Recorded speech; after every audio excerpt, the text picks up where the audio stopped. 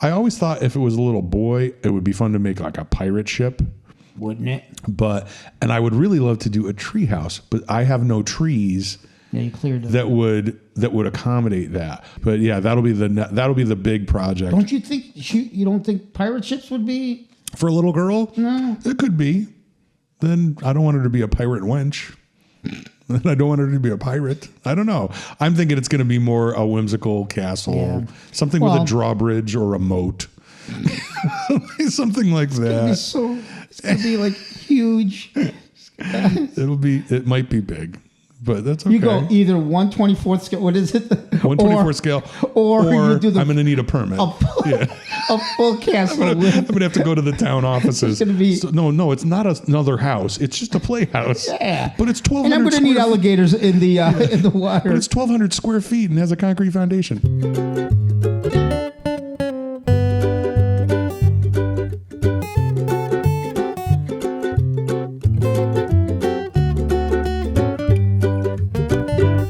This is the Gray Hair and Daycare podcast, with a combined age of 111 years and a combined IQ right in that same range. Your hosts, Frank Sirio and Carlo Russo. Welcome back. Here we are. I'm going to apologize up front. Oh God. Because there has been a lot happening with going back to work and all kinds of just life happening with a new baby. So I've been a little out of cycle. We're recording late. We released our last episode late. It's not all on you. No. I also have been busy, and this is what this man tries to do. He tries to take it on when in reality it is absolutely on me. We're a team, brother. Well, I appreciate that, but no, it's been we've been real busy. It's been all good, you know. But we're here now. A little bit. We are here now. Yeah. And I'm very happy to announce, as always, I am Frank Sirio. I am 55 years old still for another couple months, and my little daughter, Baby Josie, is exactly, as we record this, 18 weeks old. Wow. She is 4 months old. We're getting ready to head into next week into her 4-month checkup. Nice. Very excited for that. The time is flying by. She makes me smile. I sent the picture I sent you yesterday with. There's just moments where I'm like, I have to take pictures because she gets giggly and happy. The last one I saw was the toesies. Yeah, I'm holding her, and her feet are like inches from the. I'm doing a selfie. They look like so she looks like she's got flippers. But it was an adorable picture. The one that I loved was the day before, or maybe 2 days before, the giggle one. Yeah. When you're. Yes. Oh God. Yep. So yeah, she's had. How does your heart not melt? Anyone. All the time. Right? It's like. And you start doing things, and anything that gets any kind of fun or engaging response, for some reason or another, I don't know why. Yeah. But you remember, I think he died recently. Oh, God. Buster Poindexter. Remember Buster Poindexter? Is that a musician? It was. Yeah, He had one hit as Buster Poindexter. Was it hot? Right? Hot. I sure do. Now, I know MTV was all over that. He had a whole other thing, a band that was a real band. He had another name. Yes. A big name. I don't remember it. I can't remember it. Was he also part of the New York Dolls? Yes, that's what it was. New York Dolls. I didn't know it. Okay. But so for some reason I'm like, I played that song. Yes, you did. And she just loved it. Now I'm like, oh, she likes these kind of Cuban beats, rhythm. So I'm like, play Cuban Pete. And I'm playing all this old Desi Arnaz and stuff. And she loves it all. That's awesome. So much fun. Yeah, it's been cool. So 18 weeks. 4 months. Yeah. And growing by leaps and bounds. It'll be fun to get the official weight update. Yeah. But yeah, so that'll happen next week. We used to love that. We used to guess. What do you think? Yeah. You know, we didn't have a podcast. No. To do that. We did the guessing at home. Yeah. Then we get there and lots of changes. Lots of fun changes. So it is good. But we're going to dive right in. We've got lots of stuff to talk about. The first thing we're going to do is we've done a few book reports. You have, yes. But the book reports have been about articles online and from a couple different websites. But this time, we're actually going to do a book report on book report. So here we are with the book report. Now, What do you got there, Frankie? This is the book that I have mentioned previously. Yes. And I feel it's a little strange because it's out of print. It's hard to get. But that doesn't mean it is any less viable. So this book was recommended to me by my nephew's wife. Okay. She swore by it. It is called The Baby Sleep Solution. The Baby Sleep Solution. Yep. And it is by a woman named Susie Giordano. Love her stuff. In quote, the baby coach. Oh. So where this woman kind of rose to prominence, I guess, in the baby world, she was a consultant that helped people who have twins and triplets to get their babies on a schedule. Because when the kids more than one, yeah, when you're outnumbered right away, you got to get good fast. So her whole thing was she could get any baby or sets of babies to sleep 12 hours without coming up by 12 weeks. So 3 months old, sleeping 12 hours without waking up for no eating. No feeding. 12 hours with using her system. And we've that's a life changer. Oh, can you imagine? At 3 months, that would be incredible. Yeah. But also doesn't fit for every lifestyle. Like, so for us, I wanted to do it because it clearly, having talked to my nephew and his wife, she was very regimented, had a program, really consistent, and really thought there were significant benefits for their daughter with that using this book. So as we were getting to the point where we were starting to approach Kelly going back to work, I wanted us to, because we were just things were evolving on their own. She was already sleeping, say, 6.5, 7 hours before having to get up, but it was kind of a little bit freeform. There was a bedtime routine that was usually pretty consistent, but not naps at specific times, and certainly not feedings at specific times. And this kind of lays it all out. But like I said, the book is going for and sets you up for this goal of sleeping through the night for 12 hours without any feedings, because then they're feeding more often during the day. Gotcha. And the problem is with Kelly's work, if the baby is going down at 7, asleep by 8. Okay. That would mean she's not getting up until 8. Right, 12 hours. Kelly is leaving for work before 8. So she would still be in bed, yeah. And when she's doing full time, isn't going to get home until 5. And then so she would see the baby 2.5 hours a day at best. We don't want to do that. So we modified it, but used some of the kind of the instructions on how to organize your day and how to set it up, but with the goal of basically the bedtime routine starts around 7 and she gets up about 6:30. Okay. So you're just shortening the 12 hours. Yeah, and she's keeping the regimen of how to get to 12 hours, but just doing it at a shorter. And we're doing that with one wake up. So she goes to bed. So she gets maybe around 2:30. Okay. She'll have a short feed, then back to sleep, and then 6:30 she's up again. But so it's almost 12 hours, but with one feeding. That was 12 hours, no feedings. So I do think valuable book. Now I found it. It is out of print, but I found a used one on Amazon. Oh, okay. It's got some whoever had it before me has little notes in there. I found them helpful. Yeah, but we could do the trade. People, we can. Yeah, we can. You can mail it back to you. I can pass it on. Let me know. I think it was valuable. Cool.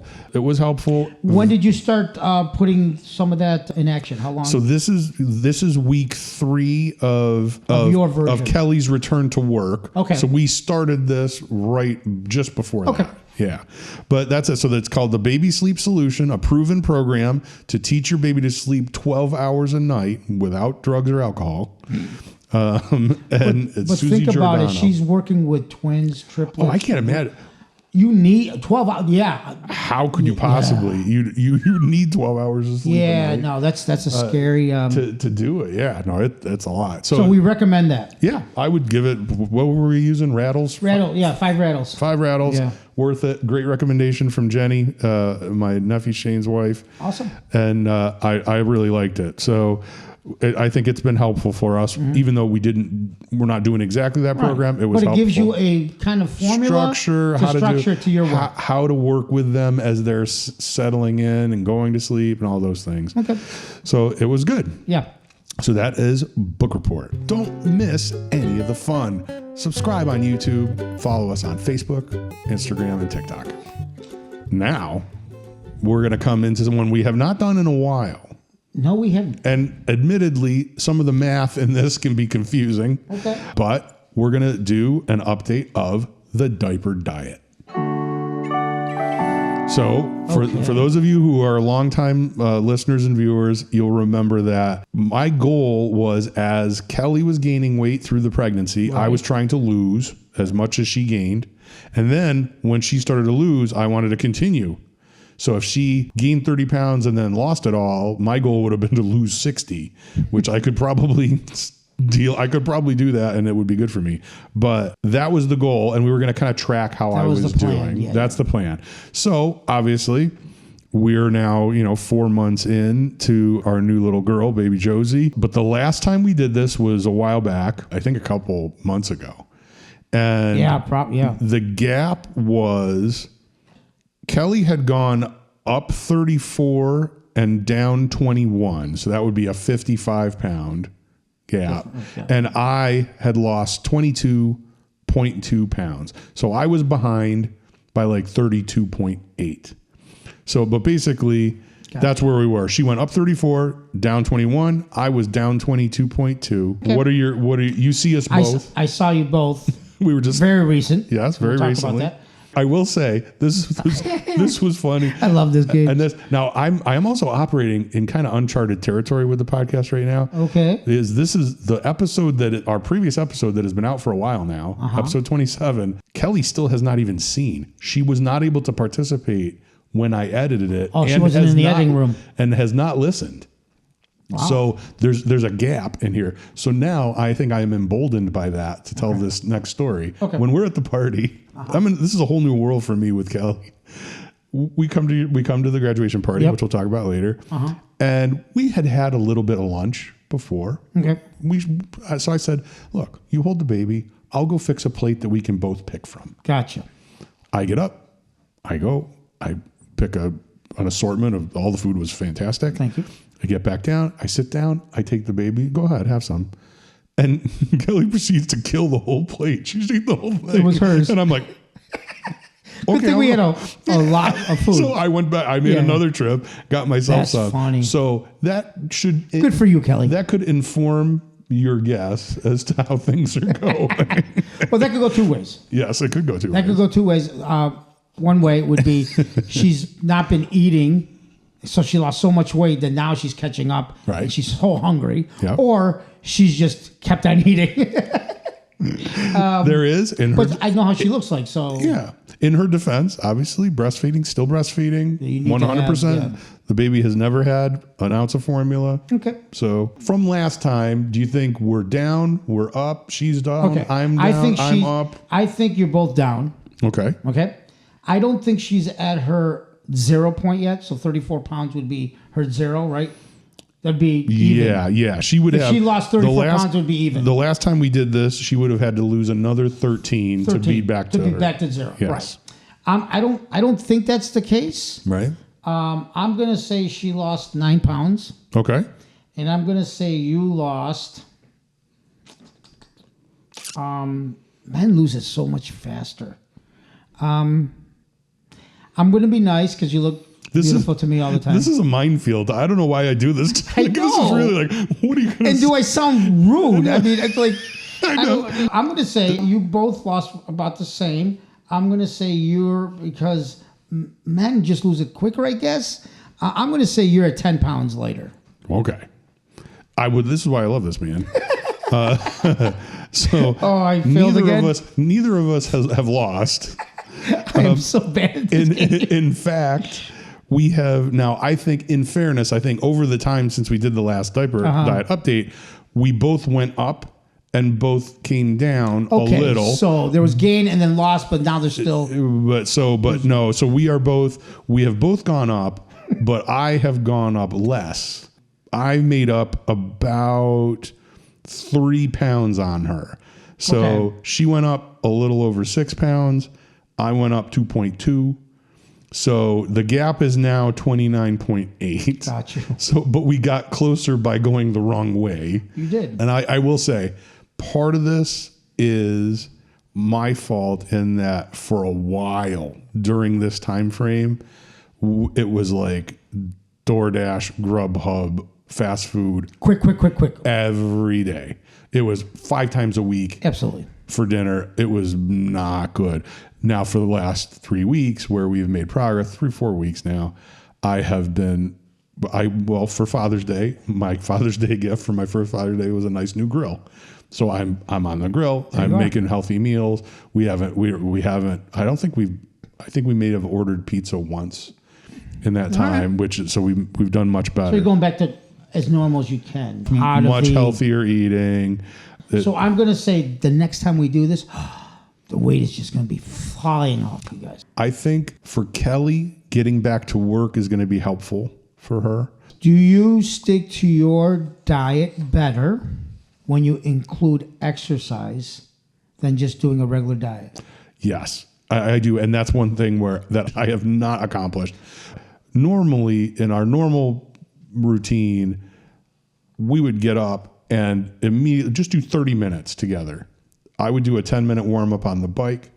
Kelly would do a 10-minute warm-up on the treadmill. And then I'd do 20 minutes of stretches and stuff. And she would do some of that stuff. So you were moving around. You're getting everything pumping. And then I would go back down. And when Kelly went to work, I would come downstairs because we would talk on the phone. And I'd do another half hour on the treadmill. Right. None of that has happened. I haven't touched any of that. And I think it also, when you start working out, you don't want to ruin what you just worked out. So your eating is going to be so much more contained. And I know on my own, if I'm not working out, there's no rhyme or reason to eating this time. Because it's like, well, I just been sitting on the couch. I'm not really. But if I knew I just spent an hour and a half at the gym and I'm going to go drive to McDonald's, that's not happening. Yeah, you don't want to blow that. Yeah, I'm going to have a salad. No, I noticed if I work out, I sleep so much better. Oh, absolutely. Get much better rest. Absolutely. And then when you feel more rested, it's easier to be good on your diet. Yep. But yeah, so we'll see. Maybe we can work that in because I think now, as we'll talk about, Kelly has gotten back to work and we have our caregiver, Carrie, coming in. I'll be able to build in some of that stuff. So I think we'll be able to make progress. Okay, well, as long as you guys are good with this gap, I still have to make up 30 pounds to win. But if what do you guys win? Your health? Yeah, exactly. When I get to live long enough to see Baby Josie grow up. Well, can I ask you? And you can edit this. Sure. It's I think podcasts we can get pretty personal. I don't mind. I promise, whatever this is, I'm not going to edit it. Well, please God, it's all about you. No, I remember when my children were born. Yep. You start playing the number game. Yep. How old am I going to be when this happens? Oh, yeah. How old am I going to be when that happens? It just. Yep. I think our first goal was kindergarten. Yeah. Oh my God! When Natalie starts kindergarten, we're going to be 40. Whatever. Sure. I don't know what it was. Yeah. So I'm 56 years old. Yeah. And I just had my youngest at a graduation party. Yeah. Do you allow yourself to even go down that route, or are you not like? Because obviously you're older, and graduation is going to be 18 years down the line. Do you? Well, here's what I think about that. What do you do with that? What I think about that is, and I hope that's not too personal. I think I'm 55. Mm-hmm. I think she's going to graduate high school when I'm about 67 because she's going to be so brilliant.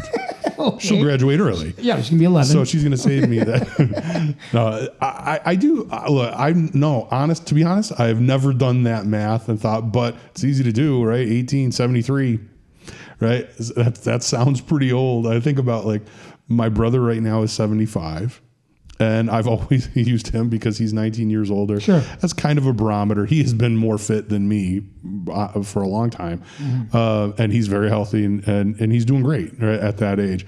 But no, I don't really think about it. I could very easily think about that stuff and have it make me worry and think, am I going to miss out, or is she going to miss out not having me as long? And all it does, whenever I even flirt with that kind of thought, it brings me back to, no, here she is right now.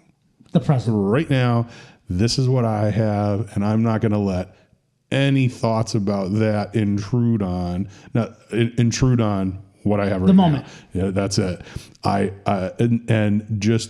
then making the most of that, because you don't know. You don't know. But I'm hopeful. I mean, I had a lot of my last generation in my family last well into their 90s. So on both sides, not the same. No, it's not. Right? I mean, I know people say that, but we can look back at evidence of a 70-year-old guy right now compared to when, I mean, our parents at 40 were 70. Yeah. Yeah. All the stuff that they talk to us about now were all untreated conditions for everybody in my parents' generation. They just, all of a sudden, at the end, they were like, oh, yeah, your kidneys are shot, or this or that. So, I do think, I've always said that you only got to live long enough for technology to keep you alive forever. Right. Just make it that way. No, but I do think about it. I think about the times where, like, I think about the daddy-daughter dance, right? I think about those things that are going to happen, and I'll be like, okay, she's going to be what, 8? I'm going to be 63. Which is, that's good. Yeah. Not so bad. It's good. So I think about some of that stuff. I brought up because when we were at the party, I'm thinking, of course, my son is graduating. Sure. I'm putting that in. I'm 56 and he's graduating. Okay. Yeah. And then when you came up and you had the baby, it kind of made me like, oh my God, like this is their first. And that's where my mind like, wow, you're getting it involved in the very 4 months at the other end of the bookend. Exactly. No, that's why it was funny because when we came into the party, your brother had just been out on Eddie's motorcycle. Yes, my younger brother. And he came in, and then so Mike looks and he's looking and he's like, oh, look, who's baby? And then he looks at me and goes, it's your baby. And I'm like, and he's like, congratulations. Yeah. It's funny. I think, and people in my family have mentioned it to me, I feel younger since she was born. Oh, absolutely. Than I did. And the funny thing is, before. When I see you guys, it's not, I don't, maybe because I know you, and I don't see like, that looks odd. You know what I mean? Weird. To me, to me, it's like, oh, you got your baby, and, you know, so. But I just, that popped in my head going, oh, I wonder if he does that adding game, the math game of, because I mean, I even do it. I even do it when I get my license. I look 10 years. I'm going to be 67 the next time I do my next license. Yeah. So I do that with a lot of stuff. My brother does that stuff, but with stuff he buys from Costco. He's like, this one is probably going to last me until I die. Oh, that's hilarious. The mayonnaise. So I was like, I'll probably never have to buy this again. That's funny. So that was our diaper diet update. Wish me luck. Yes. And now we're going to move on to one of my favorites. They're all favorites. The Silver Fox Mailbox. So we've had lots of comments. I have been delinquent. I haven't responded to some, but lots of stuff. The one I think that you will recognize, you guys, I have talked about a little bit. There's someone named Tanya Sultana. Yep. Tanya is Middle Eastern, I'm assuming. Sure. And is just desperately wants to be our podcast manager. Oh, really? Just today, again, I got another message from her. Is this a real person? I think it is. Okay. I think it's somebody who is like on Upwork, who does like, she's really pitching to help us. She's like, is this a freebie? No, she wants to get paid. But I think, who doesn't? Yeah, that's right. So Tanya is always concerned about the results that we're getting on the podcast and wants to help. Can we ask for a video resume? We can play. Maybe we can find a. We could see. What does she want to be, a producer? No, she wants to handle all of the back end stuff on YouTube to make sure the search engine optimization is happening and it's getting shared on. So basically, do that kind of podcast promotion. She's a podcast promoter, which there are a lot of them, but she is persistent. Is she currently which makes on a me podcast? like her. I don't know if she's. Is she I should currently doing ask. this I'm for a like, podcast? yeah, are you doing this for? Right? Are you? She's like are we Joe the first Rogan. one? Right. Yeah, I do the experience. yeah. That's it. So I have some questions. Well, we may Be like a dating, like Tanya. you you may hear from us. You never know. like the dating. What's the game where you 10 minutes at each table? You got to go. Speed dating, yeah. Speed dating. Dave, our friend Dave Palmo. Dave Palmo. On Father's Day, welcomed me to the Old Dads Club. I thought that was very nice. Oh yeah. Many other Happy Father's Day wishes from Joanne, Jennifer Dunn, Christine. Frank, is this our first episode after Father's Day? Have we?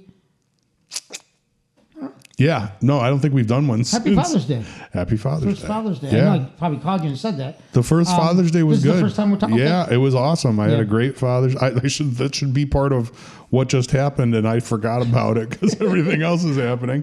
But yeah, because that would have been it would have been right after we last recorded. I think. Okay. Yeah. And you said you got the grill for Father's Day? Yeah, I got a nice grill for there you Father's are. Day. So, It was very nice. I Did really you liked use it the on grill. Father's Day?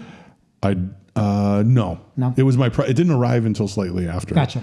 But I've been using it a lot. Nice. I had an old grill, and I never wanted to grill because it had hot and cold spots, and it just wasn't. This thing is like a scorcher. It's awesome. I've been doing pork chops, steaks, burgers. Did some chicken breast the other night. It was really good. A dad now. I felt like that. I'm like, this is a very dad gift. You got the baby. gift. You got the grill. You're talking about hot dogs and hamburgers and grilling and No, all I need now is dad jokes, and I'm ready to go. Dad jokes in a pool. Yep, I'm still working on the pool. The pool might happen. So there were those. Christine, our super fan, commented on. We had done a kind of an out of cycle video, a top 10 TV dads episode, which was fun. Great to job do. on that. Now she brought up. I liked Great it. job. She said she brought up one that I almost made it into my honorable mentions. Herman Munster. I was thinking of him. He was a good dad in that show. He was good. He had to deal with Grandpa and with his one daughter who was beautiful, but they thought she was ugly. She was the ugliest person in the room. That's right. She was awful. And she did bring up also Ray Romano and he was not a good dad. He was funny. Yeah. I mean, he was a better dad than Frank Reynolds. Yeah. But the problem with that show was at one part of the show they just got rid of the kids, right? You didn't see them at all. Did they? I think there was like a stretch where they just disappeared. They were like, go upstairs. Go upstairs. They would do like what? Come down in 2 seasons. So it wasn't really I don't know. fathering. Yeah, there wasn't as much parenting. Right? It was more like, we're parents of twins, like his real life. Yes.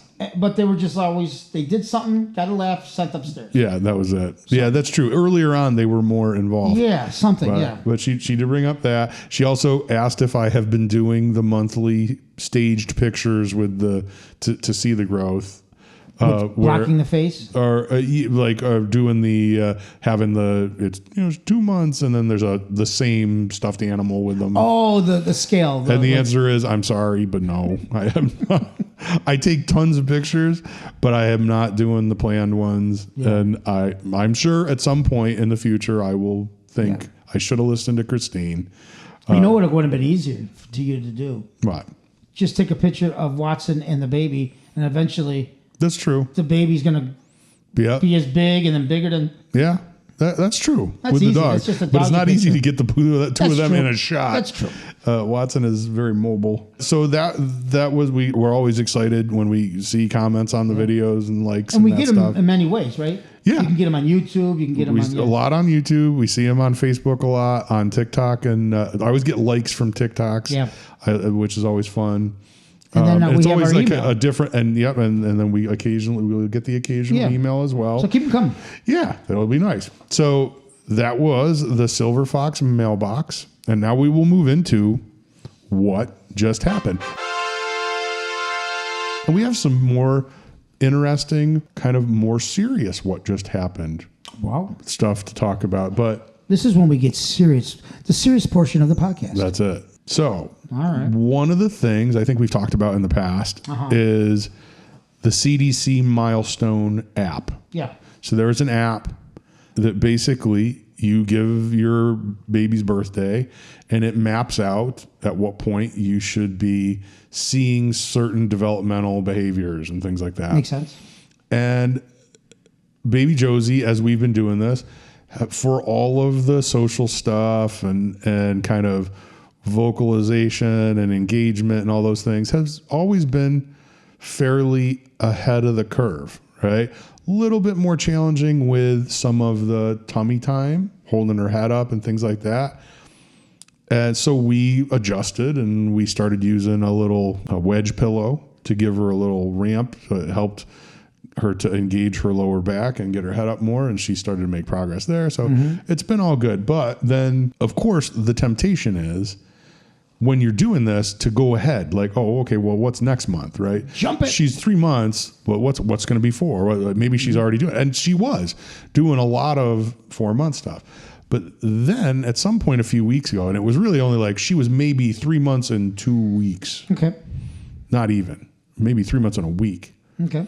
Kelly started getting concerned that she was not hitting one of the milestones, which is about grasping and batting. Like at some point, there was a 4-month milestone where she should be, like, if you're holding stuff in a little play, she should be batting at things and whacking stuff, doing that, using her hands to make contact with things. And it wasn't happening yet.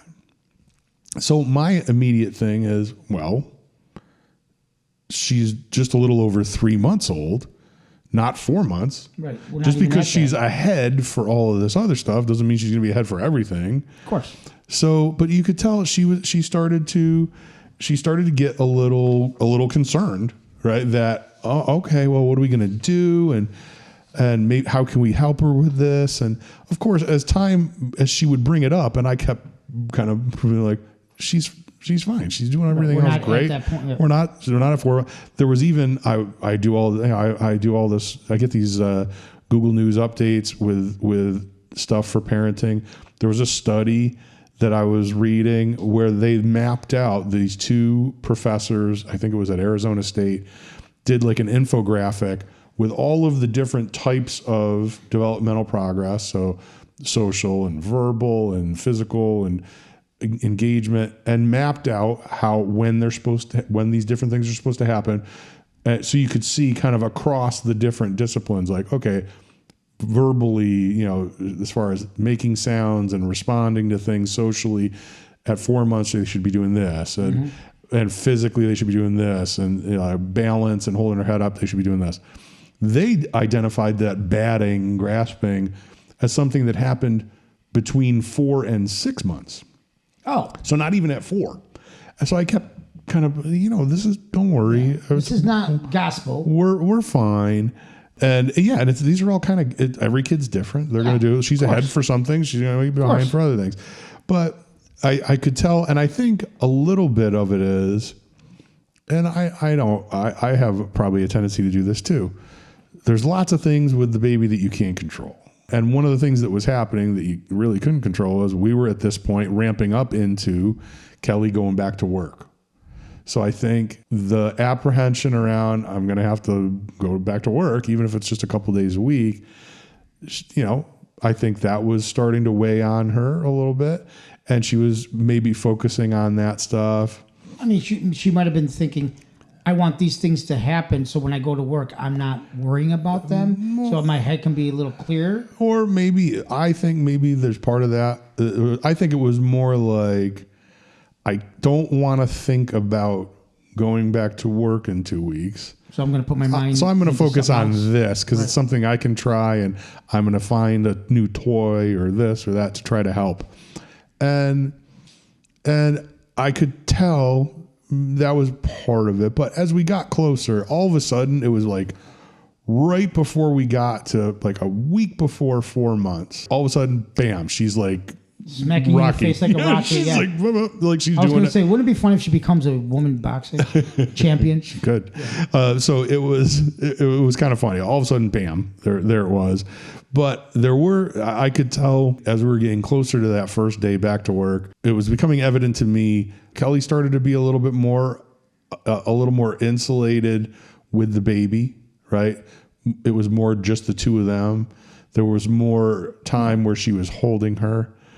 And I started to get a little concerned because we were getting close to, look, when she goes back to work. Right. There's no option. Yeah, it's me. Right. Right. And now we have a caregiver that's going to help us. But the plan was originally we staggered our return to work so that I started to work a while back, but I've been on like Mondays and Wednesdays. She was going to go back Tuesdays, Thursdays.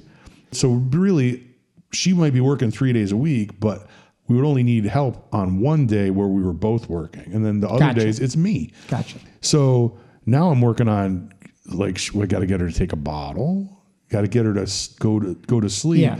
And over those last couple of weeks, it was like she was falling asleep at her breast all the time. And you're not doing that. I can't do that. Exactly. So, and I started to try to talk about it.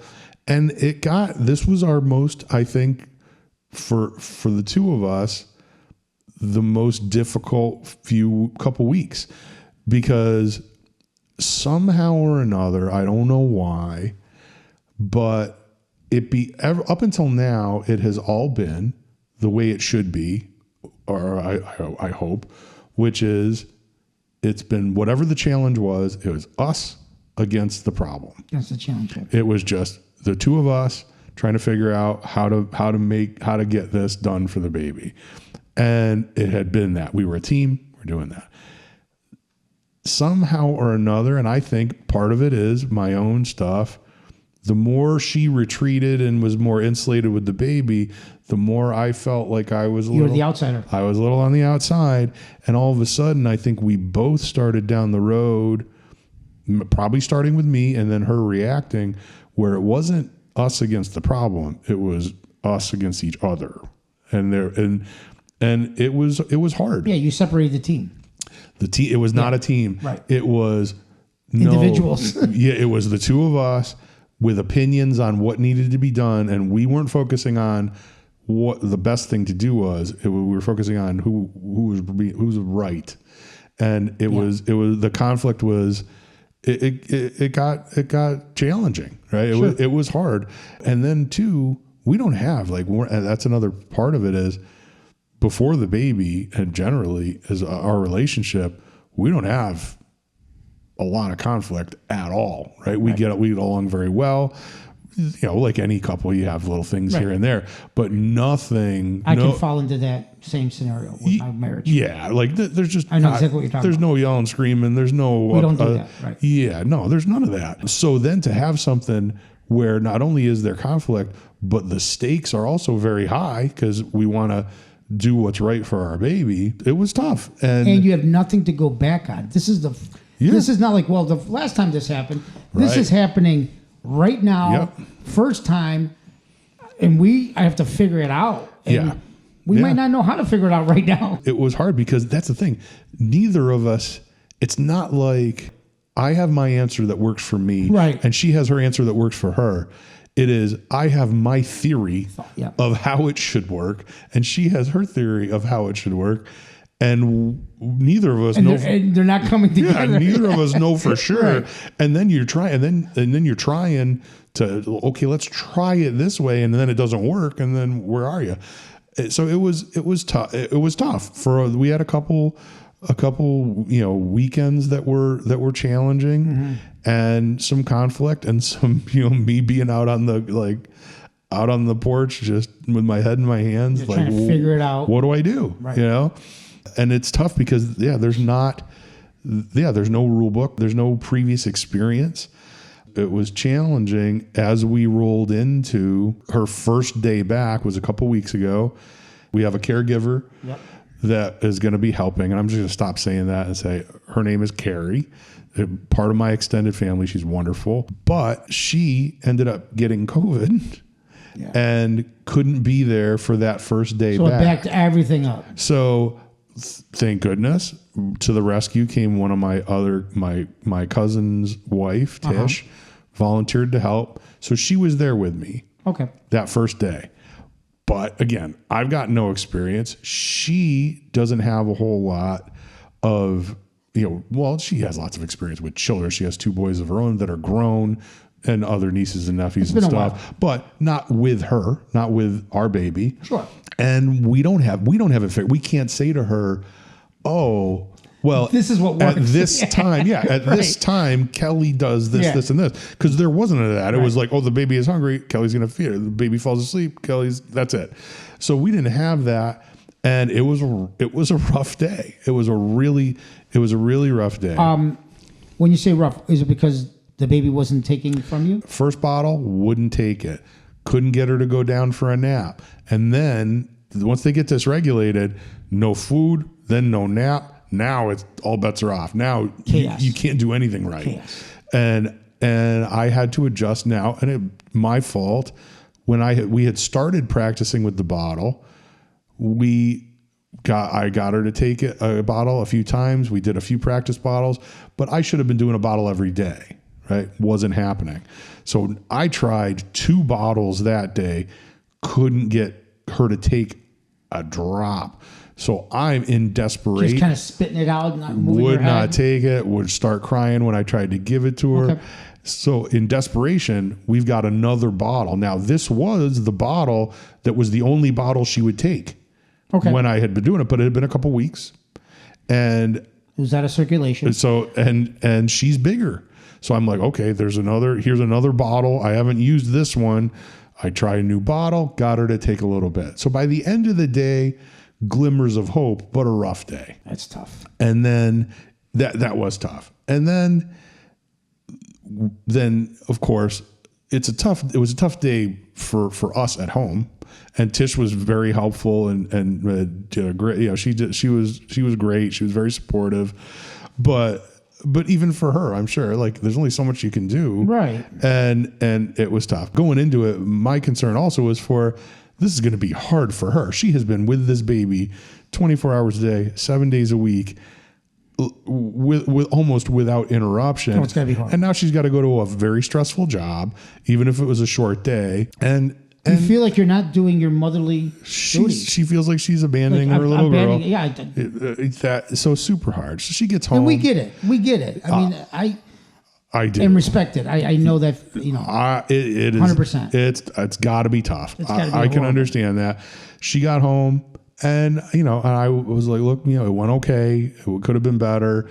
We're kind of debriefing. Right. And I said, and we were talking, and because we had some of the conflict, I said something to the effect of, I'm sure the lad, like I'm telling her, in order to help us do better the next time she's working, like we really have to work on certain things. She's got to do it a little bit differently when she's home. And I said, I'm sure the last thing after the day you had going to work, you don't want to be told the last thing you want to hear is that. And she's like, well, I'd rather hear this from you than what I heard from my mother on my way home. Okay.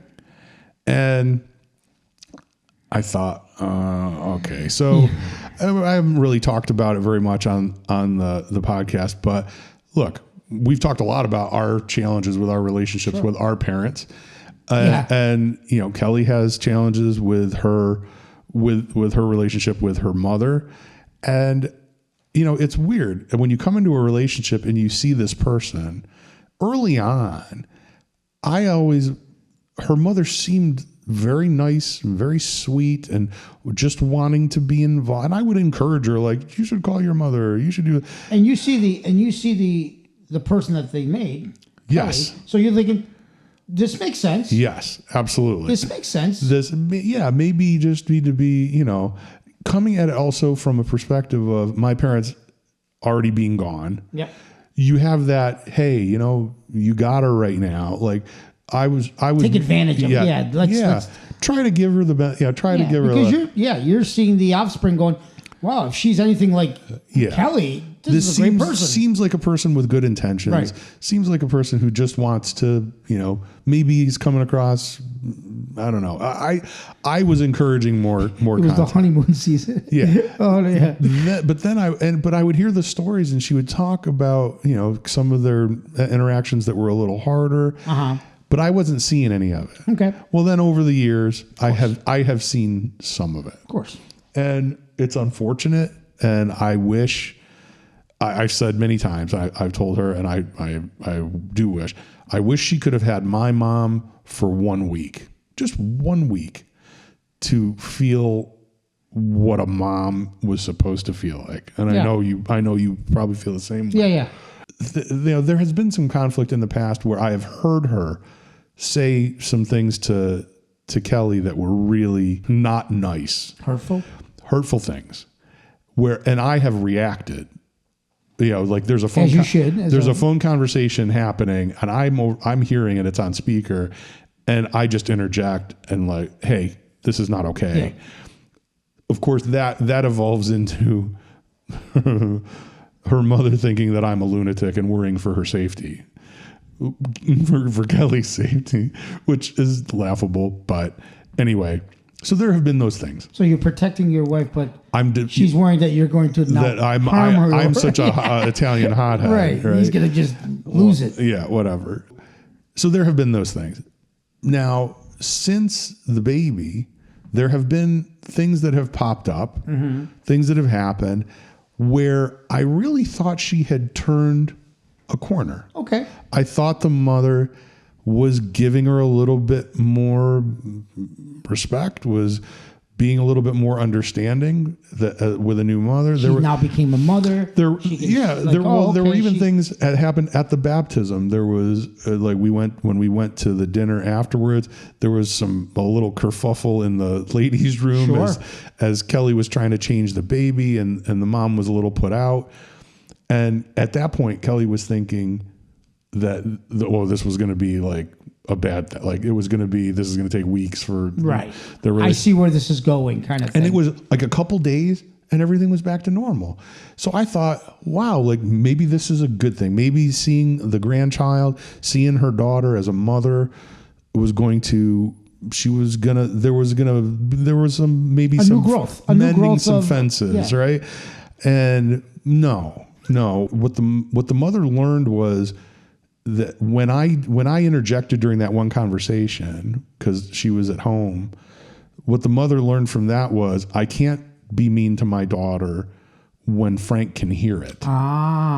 So I'm going to save up all of the things that I'm irritated and annoyed by, and I'm going to wait until the day my daughter has to go to work for the first time and leave her daughter, and on the way home, God, that's evil. Light into her with a laundry list of all the ways she has disappointed her. Wow. I couldn't. I sat there for almost an hour on the bed talking, Kelly's in the rocker with the baby. And I couldn't believe it, that some of the things that were said, that you would, no matter what not just the things that were said, but to do that to a woman on the day that she had to leave her baby for the first time. And I'm going to ask this. I think I know the answer. She knew today was her first day. Oh, yeah. What are you doing? Oh, I'm on my way home from work. Oh. My first day back. Yeah, she knew. Okay. And some of it centered around that, right? Oh, you're leaving your baby with people that you don't even know. Oh, my God. Stop it. What, you mean my husband? Yeah, knowing the father. Yeah, with her father. So, and I listened to it, and sadly, what I came to was, this is never going to go away. Right. If this didn't change her, and it just made her worse. And what I rewound to was, and this was interesting. I don't know if I mentioned this, but you remember the day of the baptism, the baby slept through the whole baptism, the entire thing, the whole thing. She didn't sleep the whole day before. Right. Now she was catching up. Yeah. She was catching up the next day. Yeah. Now I didn't think a whole lot of it, but that happened. Then weeks later, we were going to go for a visit in Buffalo to meet with a get together with Kelly's cousin, who was visiting. The one sister's visiting from Oman. Okay. The other cousin is coming from Detroit. Okay. That also had a baby. So we were going to all get together at her parents' house. And strangely, the same thing. Can't sleep all day long the day before. And then going to see the family is pretty knocked out. in the car sleeping most of the way. Sure. And all of a sudden it dawned on me, and we talked about it. And Kelly is worried. Kelly is upset because during the baptism, what was happening that was out of the ordinary? She wasn't worried about baptism. She's worried about her parents coming and dealing with her family. And then she's worried about it when we're going there. And as a result, she gets worked up. And as a result, the baby gets dysregulated. And I have always wanted to stand up for Kelly and kind of squelch what the parents have done, what the mother has done. Right. But she doesn't want me to. And I can't tell her you shouldn't talk to your mother or you shouldn't talk to your father. I don't want to do that. But I also can't let her willingness to engage in that way with them impact our baby. Right. You can't put Herman in there. Right. And so I just basically, I reacted via text. I sent a text message. You did. And I laid out that I kind of demanded an apology for Kelly. Absolutely. And that hasn't come. No, sadly. Huh. But handling that, I think, kicked us in the direction of there was no more me versus Kelly. You got the team back. Yep. Because all of a sudden, I'm like, oh, okay. No. It's us. Yeah, this is us. I need to take care of this baby and this woman. This is my wife. And we're going to have challenges, but I'm not going to end up like that. Yeah. Right? I'm not going to end up like they are or allow that stuff to kind of affect our family. Right? Like I won't do that. So it started us down the road, put us right back on the right road of we're a team. Let's figure this out. You had a common enemy. I don't want to say enemy, but yeah. It's like when the world, I hate this, like 9/11, the whole country went, we're all together. Yeah. We're going to fight this one. Honestly, it kind of gets you together. I immediately thought it immediately made me think I need to defend my wife, and it made me realize that that's not what I had been doing. Okay. I think, right? Like that. So you learned something out of this. I think for me, and that's when we started talking about, look, we had let this go the wrong way. We need to, it's not us. It's not you against me. It's us against the problem. Let's figure out how to, and it's been it's been great. We've made a lot of progress. And I always go back to this. As long as you know you're going to be dealing with stuff, and it's going to come up, but again, it's temporary. Yeah. This is temporary problems. Oh, yeah. It'll probably solve itself in 2 weeks, a week, a month, whatever that problem. So as long as you guys understand, like, let's figure this temporary thing out together, because it's not a life challenge that your child's not going to sleep or eat. Right. It's going to figure it out. Yeah. No, it is. And you that's see when you have to know the team is bigger than the problem. The challenge is that the baby is extremely, extremely adaptable. Just because we're used to doing it a certain way and then she is, you can change it. And yeah, there's a little resistance here and there, but I've been amazed. We went from I couldn't get her to take a bottle or do a nap to by the end of the next week. So just 4 days, right? First Tuesday, not great with Tish, but I just doubled down. I was like, nope, now Thursday, I'm going to do it alone. It's going to be just me and her. I'm figuring it out. I'm going to figure it out. It was better. That wasn't great, but it was much better. The next Tuesday, even better. The next Thursday, good, what I would call a good day. Right, we're getting into a rhythm. Now becomes a routine. She's taking the bottle. She's getting her naps like she should. Then it's the challenge of one of the developmental things. It's funny. This gives you a clue as to what it's like living with my lovely wife. Seeing that the baby is 4 months. She's 4 months. Right. She's looking at 6 month markers, going, well, yeah. One of the developmental markers socially is caregiver preference, and you've noticed this. You've seen her a bunch of times. She's always kind of there, and she smiles. Yep. We show up at the party the other day, and she starts crying. Yep. She is at that point now where she she favors us, right?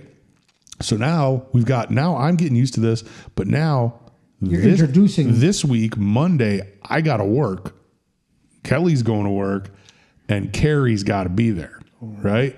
So, and she came over on Saturday, spent a little time with us, but here it is. Rubber meets the road. It's 9 a.m. on Monday. I got a conference call at 10 o'clock and she's okay but she's doing this with everybody. She did it with you. Yeah. She did it with Trina. Yeah. She did it with my sister when she came over.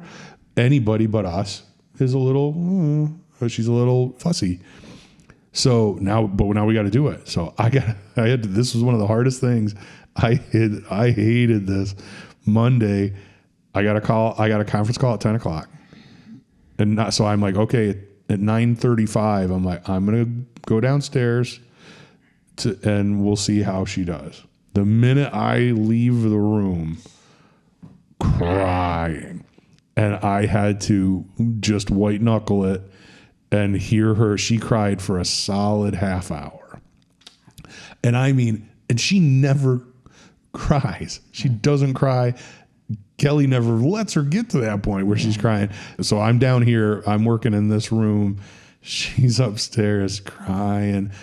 And about 10 minutes into the conference call, it settles down a little. And she turned herself on. But that's what it was. It wasn't that she settled down. She was exhausted. Yeah. She cried herself. And I'm like, I can't go upstairs. I can't go upstairs. I don't want to undo it. Nope. So I toughed it out. I stayed down here. I had a 10 o'clock and an 11 o'clock. The 11 o'clock ended a little early.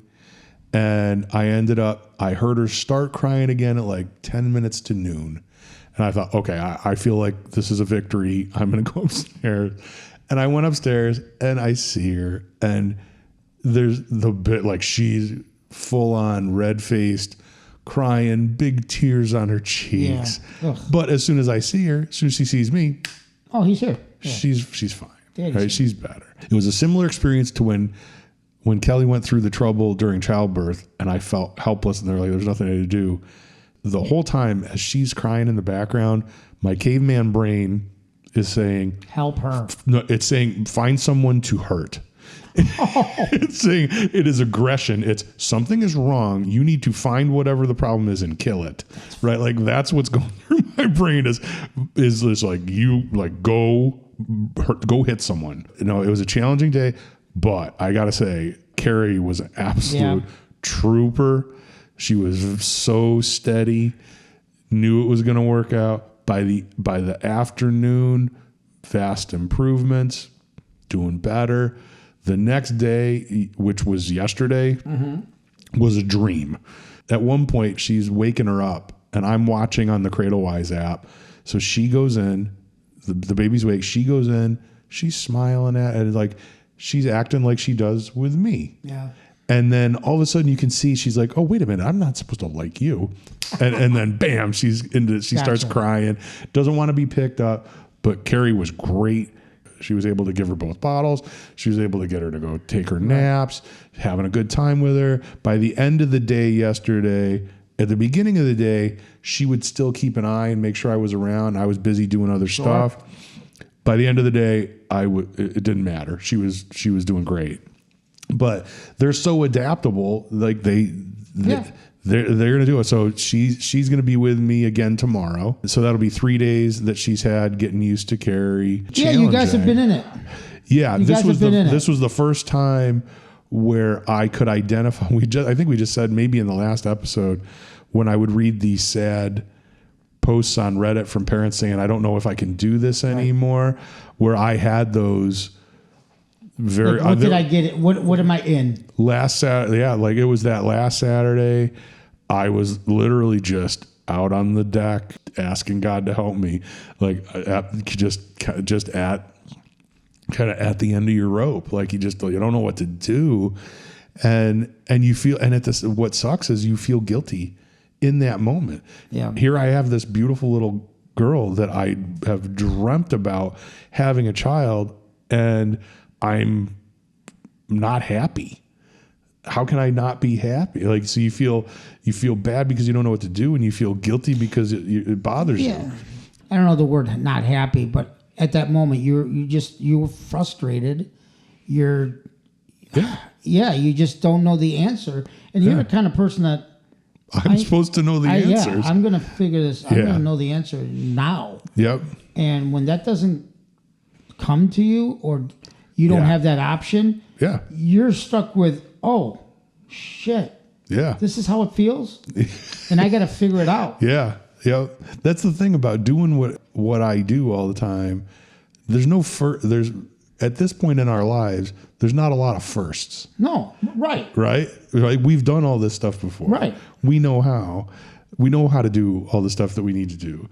But this is new on all kinds of levels of how to negotiate and navigate the relationship stuff, figuring out her unique things with the baby, all that stuff. On top of that, you're also dealing with the emotions of family issues. Yes. That doesn't even, not even with the baby, but just issues. Yeah. So you have to kind of fix that as you go along.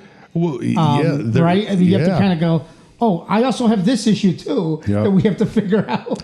Not only with the baby, but with the family. Yeah. No, it was funny because at one point or another, when we're going through the stuff with some of the family stuff with Kelly's mom and our conflict, and I'm online just trying to decompress. Yeah. And there's a meme that comes up, and it was a Spider-Man comic, and it was a Spider-Man comic that's kind of a well-known one where Spider-Man there's a bus that's about to run over a little kid in the street, and Spider-Man is holding back the bus. I know exactly that picture.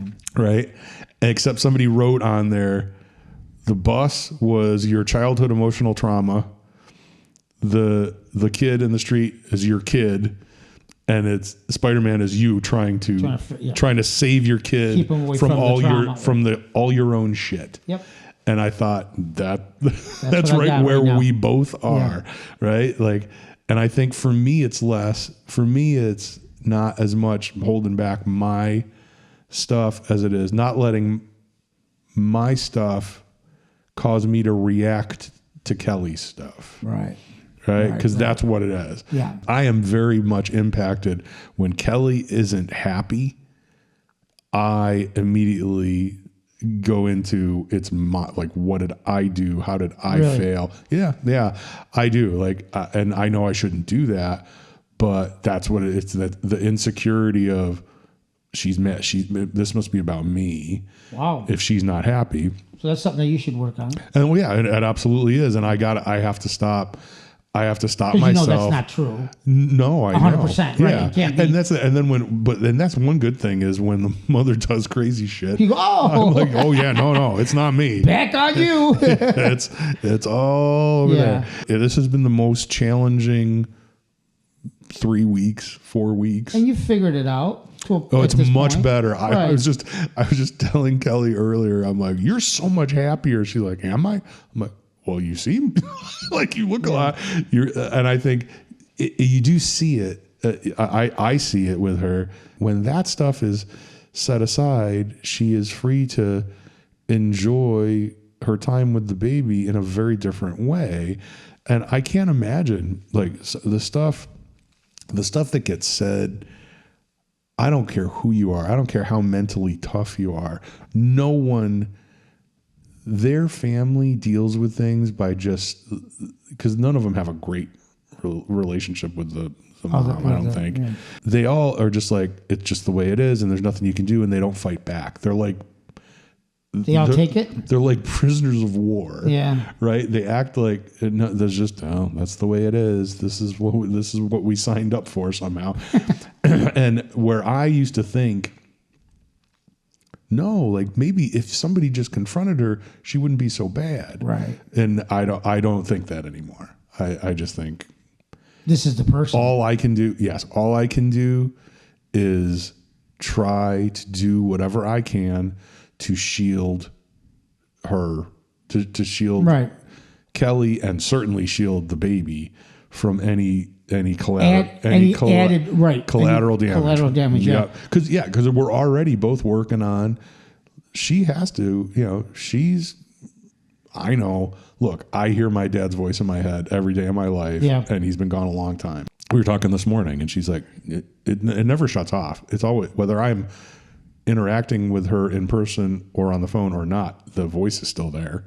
And you got to work. You got to work through that stuff. Tough. That's tough. It is. Everybody's got their stuff. Yeah, my mom wasn't Mother Teresa. I mean, she had, but I knew how much she would give and how much she would not let us be burdened with, or she would never pick that time to pick a fight. But there'd be times where she did pick fights at times where you're like, Ma, really? Now? So I could see my mother, I don't want to say be like that, but she had traits of that. Yeah. She did. Yeah. She had traits of, let me throw this at you now, where you probably don't want to hear it.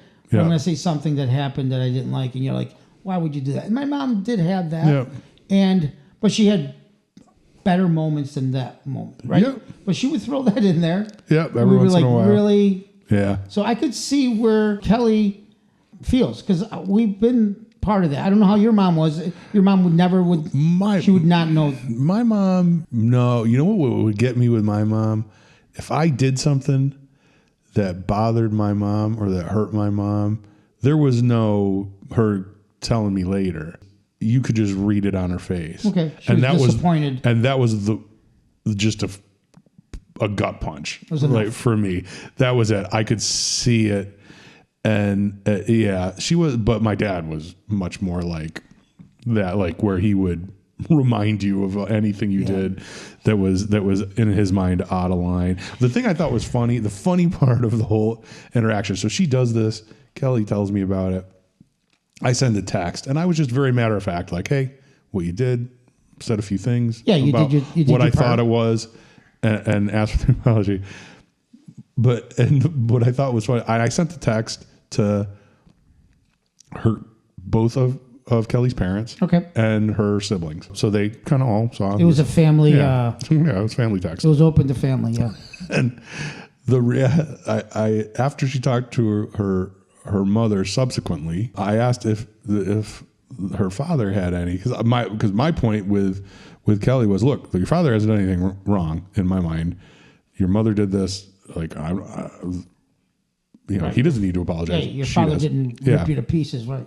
The father took one issue. Oh God! Is I addressed her by her first name when I opened the text. I said, her name, this is Frank. Instead of mom instead of, I guess. I don't know what you call her. Mrs. Oh, okay, Mrs. name. I don't know why. And you write Janet? Let me tell you. That was the issue that he took. And I said some pretty bad, some rough things. He said they're going, well, I agree with that. And I thought, what can I not agree with? Oh, you called her Sue. You should have addressed her by her formal name, not... Like I couldn't believe. And then rip into her. I literally laughed. I laughed out loud when I heard. I'm like, I used 3 words that nobody would want. If somebody said it about my wife, I'd kill him. That says so much about what the father thinks about. It's so weird, right? It's like it is. It's so strange. I can't disagree with anything but a name. Hey, you know what? Call her by Miss Smith. I think that's funny. It's challenging. I don't want to overshare. This is one of the things doing the podcast. I try to be very sensitive to, things. This is real stuff. Yeah, this is real stuff, and there's real emotions behind it. And we're not out to hurt anybody. And as much as it would be podcast gold to give you every gory detail, I don't want to do that. I don't want to do that. Turn into a crime podcast. Yeah. That's what I did say that the other day. I'm like, the next time your mom says she's worried about your safety, tell her she should be more worried about her own. I mean, come on. Are you looking to the next moment that you guys are together, the awkward moment, or I guess I laid it out pretty clearly that there won't be a next. If there isn't an apology to Kelly in front of me, that there won't be any interaction with me or the baby. Gotcha. Period. So I can't tell. I wouldn't ever tell Kelly she can't. Yeah.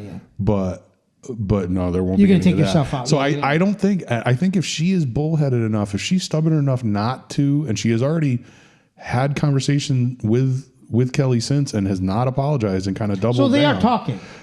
Kelly reached out to just kind of pull the Band-Aid off.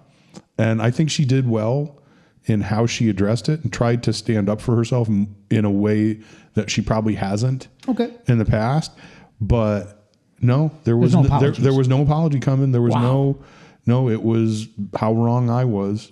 To even dare stand up for my wife. Yeah, to even have a thought. Yeah. Their thought, it's interesting. Their thought is, well, you just shouldn't tell your husband these things. Yeah, this is between us. This is our fight. This is me ripping you apart, and you can't have anybody back. Don't tell the person who's going to protect you. Yeah. Yeah. So honestly, I as disappointing as it is, because it should be as simple as, I'm sorry. Like that's all I asked for is an apology. Yeah, you're not right. You're not saying I'm going to fix you, or just you shouldn't be doing this to your daughter who's already facing other issues. You should be supporting. Yeah, right. I mean, at this moment, I'm not even saying to be supportive. Just don't be mean. Right. That's what I mean. That's being supportive. Yeah. Well, no. Don't throw meanness. You don't have to be nice to not be mean. Right. You can just be neutral. I'm asking for Switzerland. Like, leave me. Just don't be mean to her. And if that can't, it's crazy how humans treat each other. Yeah. And you're supposed to be. I don't know how. With what and I know I've got a lot ahead of me, but you're 2 decades plus into your relationship with your sons. Yeah. What could they ever do to make you? I don't think there's anything. I don't think you have ever said anything a tenth as critical or mean to either of your boys ever. And if I have, oh my God, I will bend over backwards to say that is not anything I mean or want to you even think of me thinking of that about you. I can't imagine ever getting to a place with my daughter that I would ever say anything so hurtful. No. Even if I thought it was for her own good. Right. I wouldn't do it in that. I wouldn't be able to do it.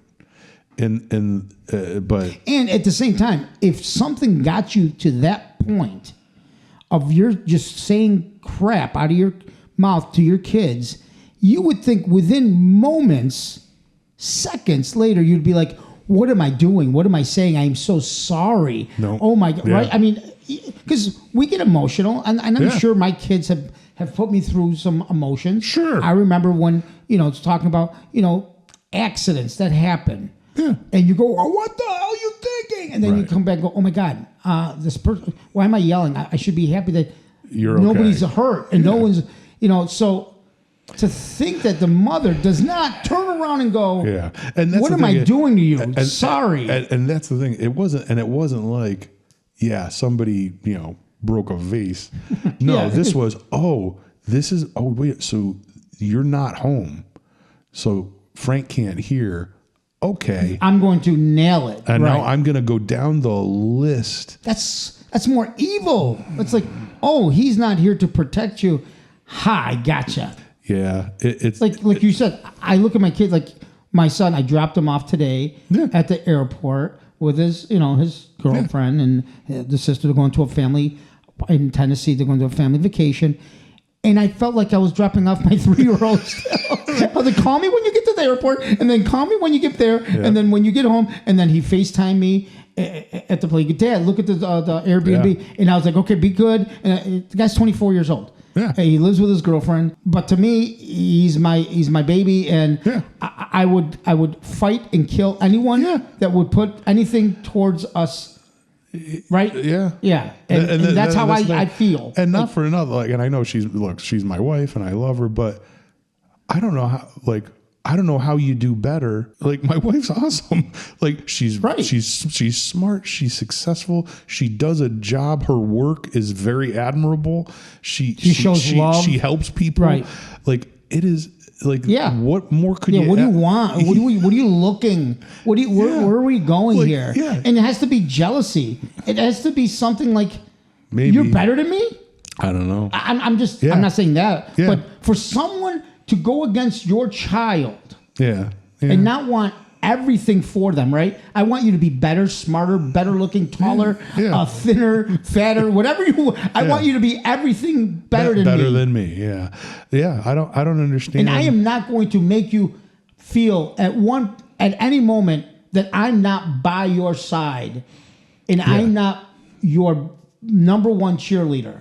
I do think on some level, I think she knows it's wrong, because if she didn't, she'd say it in front of me. She wouldn't wait for the time to be an ass. Right. She wouldn't. I'm sorry. You don't pick your spots. Right. Because you know that's wrong. Right. Yeah. Or if you're really concerned, you're pulling me in, saying, okay, I'm concerned about my granddaughter and let's talk about, no, you don't operate goodness. Good doesn't operate in the shadows. Right. Can I ask you a question? I don't know if you know this. Sure. When she had these children, and she has 4 of them, I believe. They're 4 in their family. She stayed at home? Yeah. Okay, she was a stay-at-home. Yeah. Okay. Yeah. And I think she had to, but didn't. Okay. Right. And that was. So she holds that against everybody. I think that was part of the content of some of the things that she said. Yeah. Which, it's too bad. It's too bad. The way Kelly has dealt with it in the past is to just get along, go along, and just let it go.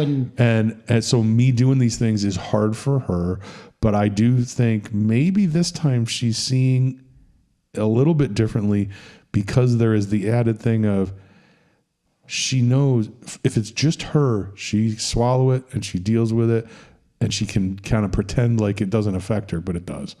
But now there's visible evidence that, no, you are connected to this little girl, and it's gonna seep through. I was gonna say this. It has to be different now, because before, when her mother was doing anything like this, Kelly wasn't a mother herself.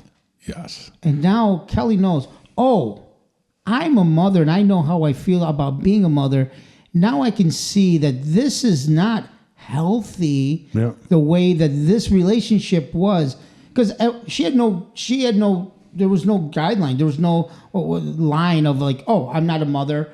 I don't know how it feels to be a mother. But now she is. I think that is part of it, that there's a different calculus going on in her mind now, because she feels this relationship and how it feels, and it becomes that much more difficult to understand and accept. Right. I felt like in that moment I could have just not done anything, and I know in the moment Kelly would have been happier if I had done nothing. But I also knew that in that moment when she told me, and I saw, oh no, it's not better, she was just waiting for her opportunity to strike. Yeah. Yeah.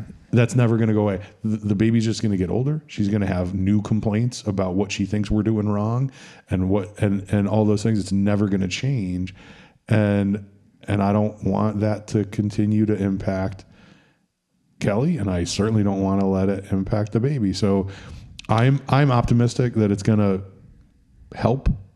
It's going to make things harder. There's not going to be, I'm pretty sure they're not going to come to the cookout this summer, but awkward. Yeah, but that's okay. But let me tell you, sometimes, and I know we're people of faith, sometimes things have to happen for other things to happen. Like the falling domino effect. That kind of puts you guys back in track with yourselves. Yeah. Yeah. And maybe that something had to happen to make everything right again. Yeah. And unfortunately, it's easy to lose sight of the things when you're so close to them. Right. And that put it in perspective right away. Like, no, the train's back on the track. I'm supposed to defend this person, and I haven't, and I've been making her woe is me. I've been making her my opponent. Yeah. This is the person I'm supposed to protect. And it did help. It did help in that way. But there was some of that stuff. We got in the. It's not all, as I think a lot of times on the podcast, I'm always talking about how wonderful and happy and it is. It's, I don't care who you are, and you can have every advantage. Yeah. It is hard. Yep. But absolutely worth it in every way. But the family drama is tough. Yeah, we've said this from day one. This podcast will change as life goes on. At first, everything was positive, and then we had some scary moments in there. Yeah, a little bit. You know, you had some moments with the pregnancy. Yeah. And this will continue with. There's going to be real times that we're dealing with. It might be you right now. It could also. I'm still a parent of young adults. Yeah. This is the first time I'm dealing with my son living with someone. Yeah. This is the first time. I've never had to deal with him having a girlfriend and actually moving in together. So this podcast will be, most of the time, a positive ground of learning. But life is going to take over and say, this is also happening. Yeah, there's always something. And we don't want to fake it. Everything's like, oh, great, have a baby, and everything gets fixed. I'm going to be as honest as my producer allows me to be. But we'll see how it all goes. But on a much happier note, have been all kinds of wonderful new things with the baby. Beyond that, so we had the first party we took her to was another graduation. We had that party. Then we had a trip. We went to Buffalo before all this stuff blew up with Kelly's mom. We went there and got to meet baby Armand in person. That was very fun. We went out on the boat. Yeah. Got the baby out there, and we had a nice day. We went. It was the 4th of July. Went out to 3 Mile Bay. So you actually took the boat out? Oh yeah. Because one time you told me you just went to the boat. We had gone to the boat. No, we took it out. Yeah, we went. We went. We went a little cruise around the islands and went to 3 Mile Bay. Hung out there for a while, and we did. We did good, and with the dogs too. So it was all of us together. The whole fam. Yeah, it was nice. And then just this past Sunday, we were at Nikki's graduation. Yep. And we got to do that. That was by far the loudest of the parties. Yeah, there was a lot of talking. It was, but it was nice to see everybody, and I was happy. I unfortunately didn't get to see Lou, but that's should have stayed longer. I should have waited. I mean, until it ended. Until the next day. Yeah. So thanks. Well done. It was nice to see you coming in with the baby. I'm like, oh my god, I forgot that it would be that the baby would be there. So absolutely. She wouldn't miss it. And and like you said before, the crying the minute I walked up. And I think I've seen Josie a little bit more than obviously Trina. With working all that, and still that the whole scene was really out of control with the screaming and people and music and this. So it's she did good. She did good. She did all right. But that is just another sign that she's ahead of the curve with the 6-month. That's right. Milestone of being scared of everybody. That's funny. Have we talked about the mouse hole? Not at all. This is something that goes to show. I've decided I won't be able to give my daughter a mouse everything that all of her friends have, but I'll be able to give her things that none of her friends have. And what we're doing, so her room backs up, the wall in her nursery backs up to the hallway that goes downstairs to come down here. Right. So what I'm doing is building a little, like a fairy door, like a little teeny door into the baseboard, and it's going to have next to it a little bay window. And there's going to be a little log cabin built into the wall so that she'll be able to see in there, where we will tell where the magical, maybe a mouse lives. Yeah, why not? Cute little mouse. Maybe a mouse that lives in the wall. So I have literally made. Has its own house. I'm using like dollhouse furniture. Sure. So I got a little rocking chair, a little stone fireplace, a little side table. The fireplace is going to have flames in it that light up. I have a little gas lamp. I cannot wait. This little girl telling her school friends and teachers that there's a living mouse house. There's a mouse. Don't you have a mouse? Where's yours? What do you have in your wall? Where do you live? This is the result of having a childhood that was far too based in reality. Yeah. That I didn't have any of fantasy world. whimsical, where I just want to. I'm like at Christmas time there'll be a little Christmas. The Christmas tree will show up. So I'm working on it now. So That's great. I cut a giant hole in the other wall so I can basically build this little like a diorama. Right. And put it in the wall, and we'll be able to do what we need Change to it do. up. So Yeah, I'll yeah. put up some pictures as I've ordered the door itself. I already have the bay window. Of course. The door itself I ordered from somewhere in England. It's in customs right now.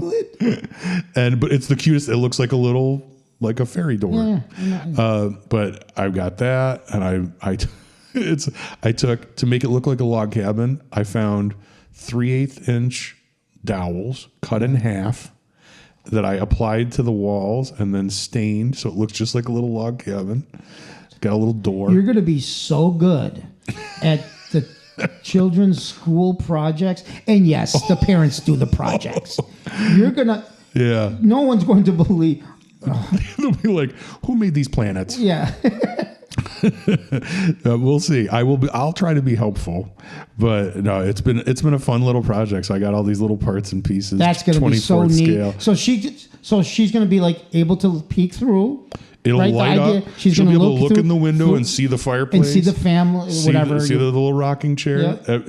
He'll never be home. Right. But that'll be it. And then Christmas time. Oh, look. Mr. Mouse put up a Christmas tree. Halloween. Oh, look. He put out his pumpkin. So you've taken Elf on the Shelf to a next. Yes. I mean, you're creating this big world inside of a wall. A 1/24th scale. Exact log cabin. The whole thing. Now, why log cabin? Well, because I thought I wanted to do something that looked like it fit in with the general theme of the Winnie the Pooh and the woods. Gotcha. So it'll look like a Makes little, sense. So I'm hoping it blends in. I got some fake moss for the top, the little roof of the bay window. So right now there's something. Right now there's just a hole in the room, and then there's the open panel. But the room, because I'm building the room in like a box, so I can show you the room. Okay. I'll post some pictures. I'm so excited. We're going to end this podcast because I want to see this. That's it. It's exciting. It is. I sit Good there. for you. I sit there with my little X-Acto knife, and I'm like, I can't believe I'm doing this, but I'm so happy to do it. So funny. It's very weird. But you're just imagining a little girl kind of like looking through, right? You're already jumping. She's gonna believe that there's a little mouse. Oh, absolutely. I mean, why would what crazy person would have put this in here if it wasn't real? I'm like, either she's gonna look back on this and think, my goodness, how they must have loved me to do this, or it's going to be a subject in therapy. Like they lied to me. They told me there was a mouse that lived. What do you mean there was no mouse? He had a log cabin. He had a Christmas tree. In Christmas. He had a little rocking chair. Somebody changed it. Yep. He had to change. It couldn't have been my parents. They're not that crazy. So why would they do this? It's it so has funny. to be real. Yeah. So it's that's funny. It's a fun little project. That's awesome. Anyhow, so you'll get to see some updates with that and the other. We're ready. I just did some work with the closet. We're almost ready for paint in the nursery otherwise. And then whenever the fairy door clears customs, I can install that. So anyway. This is not an Amazon thing. This is right from the It's UK. hard to find. I had literally it's hard to find things. I didn't know this. I've learned all kinds about dollhouse stuff now. But dollhouses are typically 1/12 scale. Of course. 1 inch is a foot. But that's too big to live in this space that I'm doing. That'd be ridiculous. So I had to find 1/24 scale, half scale. But there's not a lot of stuff out there. So to find a bay window in half scale, the only one I could find was out of production. It's been out of production for years. Just like that book. So exactly. So I had to search the globe and find it on eBay. I think it's great. Anything for great. My little girl. I'm just worried about what else is going to go through your crazy mind. I'll tell you right now, as she gets older. The next thing that I am looking forward to designing and building is some kind of outdoor playhouse. Of course. It's going to be, and that's Castle. a castle. I always thought if it was a little boy, it would be fun to make like a pirate ship. Wouldn't it? And I would really love to do a tree house, but I have no trees Yeah, you cleared it. that would accommodate that. But yeah, that'll be the big project. Don't you think you don't think pirate ships would be For a little girl? No. It could be. Then I don't want her to be a pirate wench. And I don't want her to be a pirate. I don't know. I'm thinking it's going to be more a whimsical castle, something with a drawbridge or a moat. Something like that. It's going to be like huge. It might be big, but that's okay. You go either 1/24th scale. What is it? 1/24th scale. Or you do I'm going to need a permit. A full castle. I'm going to have to go to the town offices. No, it's not another house. It's just a playhouse. Yeah. But it's 1,200 And I'm going to need alligators in the water. But it's 1,200 square feet and has a concrete foundation. It's just a playhouse. Oh, I cannot wait where this goes. We'll see. Frank. We'll see how it goes. Thank you again for joining us. We hope you had fun, and we will see you again soon. Bye. Well, folks, that's another episode of the Gray Hair and Daycare podcast in the books. Thanks very much for tuning in and spending this time with us. We hope it was fun. If you enjoyed this week's descent into the madness of dadness, be sure to subscribe to the podcast so you don't miss any of our future adventures. And while you're at it, give us a like and share the cast with your friends on Facebook, Instagram, Twitter, Carrier Pigeon, whatever you crazy kids are using. Have any hilarious parenting stories of your own? Questions about navigating fatherhood later in life, or even when normal people do it? Email us at ghdc.podcast@gmail.com. We'd love to hear from you. And now, if you'll excuse me, I'm going to bed.